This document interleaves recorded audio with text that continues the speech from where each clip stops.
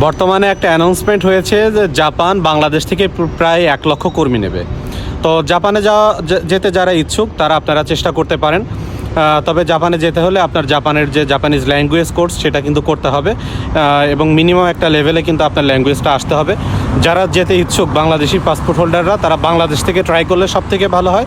বাংলাদেশে দেখবেন যে জাপানিজ ল্যাঙ্গুয়েজ সেন্টার রয়েছে, সেখান থেকে একটা কোর্স করে আপনি যে ক্যাটাগরি জবের জন্য যেতে চান আপনার ডকুমেন্টস সাবমিট করলে, আপনি ল্যাঙ্গুয়েজ কোর্সের সার্টিফিকেট সহ যদি আপনার ডকুমেন্টসগুলো সাবমিট করেন, ভিসা হওয়ার চান্স অনেক বেশি থাকবে।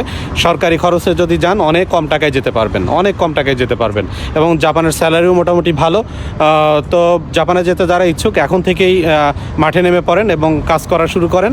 আর সবচেয়ে বড় কথা যে বাংলাদেশ থেকে যদি জাপানে যাওয়ার জন্য ট্রাই করেন, এটা সবথেকে বেটার হয়। অনেকে মিডল ইস্টে রয়েছেন, অনেকে মালয়েশিয়াতে রয়েছেন। যদি জাপানে যেতে ইচ্ছুক হন তাহলে আপনারা এই সকল দেশ থেকে না যেয়ে বাংলাদেশ থেকে ট্রাই করেন, এটা আরও আপনার জন্য স্মুথলি হবে, অনেক ইজি হবে আরও। তো জাপানে যাওয়ার আমি মনে করি এটা একটা সুবর্ণ সুযোগ। অনেক কর্মী কিন্তু এই 2025 সাল এবং 26 সালে জাপানে যাবে। তো আপনারা চেষ্টা করতে পারেন যারা জাপানে যেতে ইচ্ছুক। জাপানে কিন্তু পার্মানেন্ট রেসিডেন্সি পাওয়া যায়, পিআর যেটাকে বলে, পাসপোর্ট পাওয়া যায়, ফ্যামিলি নিয়ে থাকা যায়, এবং ভালো একটা ফিউচার কিন্তু সেখানে রয়েছে, অনেক সুযোগ সুবিধা রয়েছে। এই রিলেটেড আমি একটা পূর্ণাঙ্গ ভিডিও অবশ্যই সামনে দিব। তো যারা জাপানে যেতে ইচ্ছুক তারা এখন থেকেই চেষ্টা করুন। সবাই ভালো থাকবেন।